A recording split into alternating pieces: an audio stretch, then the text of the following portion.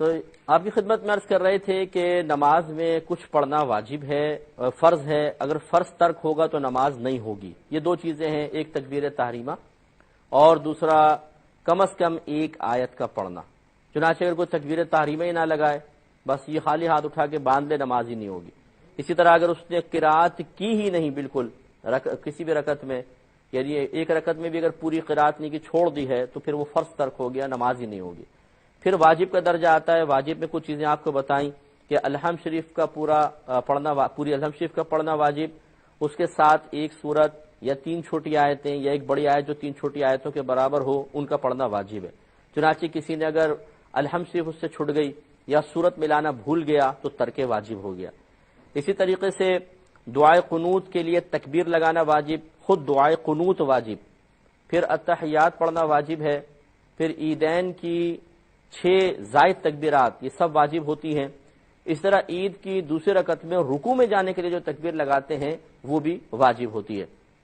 اس کے علاوہ سلام میں جب سلام پھیرتے ہیں تو لفظ السلام کہنا واجب ہے، یہ واجب یاد رکھیں۔ باقی اس کے علاوہ تمام چیزیں سنت ہیں۔ مثال کے طور پہ ترتیب سے لے لیتے ہیں۔ سب سے پہلے تکبیر، یہ فرض، اس کے بعد پھر ثنا، یہ آپ نے دیکھا کہ یہ واجب میں سے نہیں تھی تو یہ سنت، اس کے بعد امام جسے پڑھا رہے ہیں تو ان کے لیے اور اکیلے پڑھ رہے ہیں تب بھی تعوذ، اعوذ باللہ من الشیطان الرجیم، بسم اللہ الرحمن الرحیم، یہ سنت ہے۔ پھر الحمد شریف واجب، الحمد کے بعد آمین کہنا سنت، پھر سورت سے پہلے بسم اللہ الرحمن الرحیم پڑھنا سنت، پھر سورت واجب، پھر رکوع کی تکبیر، اگر عید کی دوسری رکعت نہیں ہے، عام نماز ہے تو دوسری تکبیر، عید کی رکوع کی تکبیر سنت، پھر رکوع کے اندر تسبیحات یہ سنت، پھر سمع اللہ لمن حمدہ کہنا یہ سنت، ربنا ولک الحمد سنت، سجدے میں جانے کے لیے تکبیر لگانا سنت، سجدے کی تکبیرات سنت، پھر ایک سجدے سے اٹھنے کے لیے اللہ اکبر سنت، سجدے میں جانے کے لیے تکبیر لگانا سنت، اگلی رکعت میں اٹھنے کے لیے اللہ اکبر کہنا سنت۔ پھر جب ہم بیٹھتے ہیں قاعدہ اخیرہ میں تو تشہد واجب، یہ آپ نے پڑھ لیا۔ اس کے بعد درود شریف، درود ابراہیمی سنت، اس کے بعد دعا ملانا سنت، پھر لفظ السلام سیدھی طرف پھیرا واجب اور علیکم ورحمۃ اللہ کہنا سنت، پھر اس طرح السلام واجب، علیکم ورحمۃ اللہ کہنا سنت۔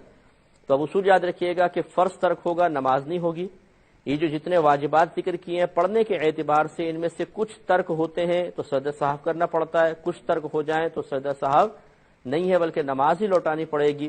اور جس کا جو سنت ہے، اگر سنت چھٹ بھی جاتی ہے تو اس سے کوئی فرق نہیں پڑتا ہے، مطلب نماز ہو جاتی ہے، فرق اتنا ضرور پڑے گا کہ ثواب میں کمی ہو جائے گی۔ تو بہرحال اس کا تھوڑا سا لحاظ رکھا جائے۔